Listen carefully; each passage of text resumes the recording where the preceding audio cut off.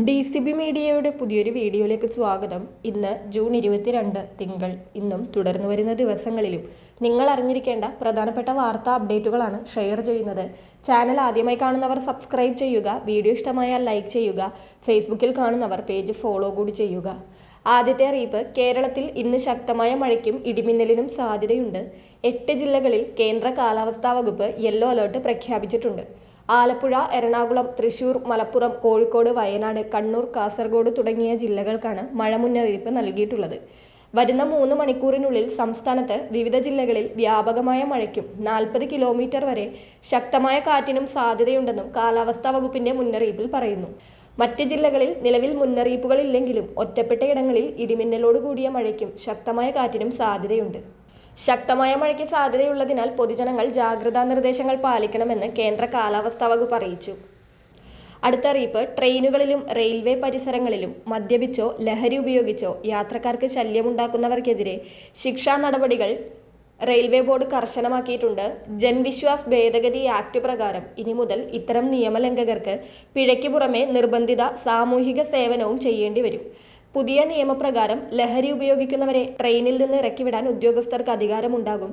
ഇതോടൊപ്പം ടിക്കറ്റില്ലാത്ത യാത്രയ്ക്ക് കുറഞ്ഞത് 500 രൂപ അധിക പിഴയും, സ്ത്രീകളുടെ കമ്പാർട്ട്മെന്റിൽ അതിക്രമിച്ച് കയറിയാൽ ഈടാക്കുന്ന പിഴത്തുക 500 രൂപയിൽ നിന്നും 2500 രൂപയായും റെയിൽവേ വർദ്ധിപ്പിച്ചിട്ടുണ്ട്.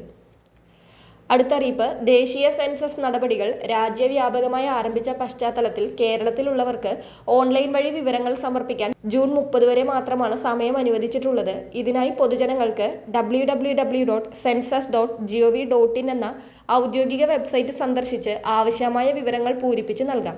ഏതെങ്കിലും കാരണത്താൽ ഓൺലൈൻ വഴി വിവരങ്ങൾ നൽകാൻ സാധിക്കാത്തവരുടെ വീടുകളിലേക്ക് ജൂലൈ 1 മുതൽ 31 വരെയുള്ള ദിവസങ്ങളിൽ എന്യൂമറേറ്റർമാർ നേരിട്ടെത്തി വിവരങ്ങൾ ശേഖരിക്കുന്നതായിരിക്കും. എങ്കിലും പകൽ സമയങ്ങളിൽ മുതിർന്നവർ വീട്ടിലില്ലാത്തവർ ഓൺലൈൻ രീതി തന്നെ പരമാവധി പ്രയോജനപ്പെടുത്തുന്നത് നന്നായിരിക്കും. അടുത്ത അറിയിപ്പ്, സംസ്ഥാന സാമൂഹിക സുരക്ഷാ മിഷൻ നടപ്പിലാക്കുന്ന ആശ്വാസകിരണം പദ്ധതിയുടെ ഗുണഭോക്താക്കൾ തങ്ങളുടെ ആനുകൂല്യങ്ങൾ തടസ്സമില്ലാതെ ലഭിക്കുന്നതിനായി ജൂൺ 30-നകം ലൈഫ് സർട്ടിഫിക്കറ്റ് സമർപ്പിക്കേണ്ടതുണ്ട്. ഗുരുതര രോഗബാധിതരെയോ കിടപ്പിലായവരെയോ പരിചരിക്കുന്നവർക്ക് നൽകുന്ന ഈ ധനസഹായം പുതുക്കുന്നതിനായി അക്ഷയ അല്ലെങ്കിൽ ജനസേവാ കേന്ദ്രങ്ങളെ സമീപിക്കാം.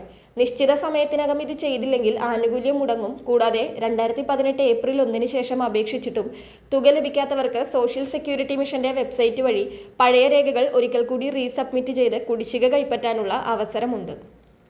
അടുത്ത അറിയിപ്പ്, PM കിസാൻ സമ്മാൻ നിധി വഴി 2000 രൂപയുടെ ധനസഹായം കൈപ്പറ്റുന്ന ഗുണഭോക്താക്കൾ വാർഷിക മസ്റ്ററിംഗുമായി ബന്ധപ്പെട്ട വ്യാജ സന്ദേശങ്ങളിൽ ജാഗ്രത പാലിക്കേണ്ടതുണ്ട്. EKYC ചെയ്യാത്തവർക്ക് ആനുകൂല്യം മുടങ്ങുമെന്നത് ശരിയാണെങ്കിലും നിലവിൽ രാജ്യവ്യാപകമായി വലിയ ക്യാമ്പയിനുകളോ പുതിയ ഔദ്യോഗിക അറിയിപ്പുകളോ വെബ്സൈറ്റിൽ വന്നിട്ടില്ല.